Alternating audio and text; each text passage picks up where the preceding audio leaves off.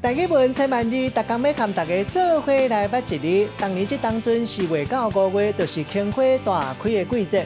今仔日要甲大家小解这一日，咱同齐来看到这就是庆花庆，读课用庆第5条。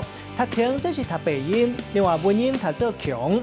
古早台语字典解释庆是一款宝石，代表红色、好、水、甲光明的意思。有一款花就叫做庆花，上主要枝是圆条形，新发的枝是扁扁平平，亲像叶仔形。花大大蕊白色，会生伫咧分枝的边缘。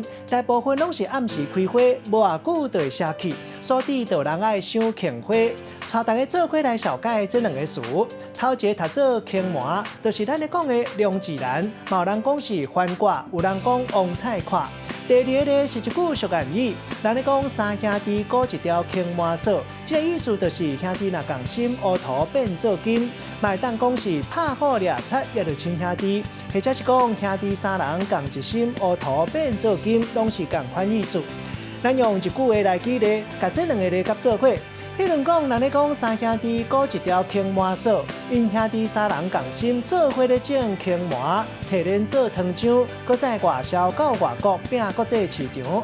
今仔日小解这一日读做庆，另外一个音读做穷，提供予观众朋友来参考。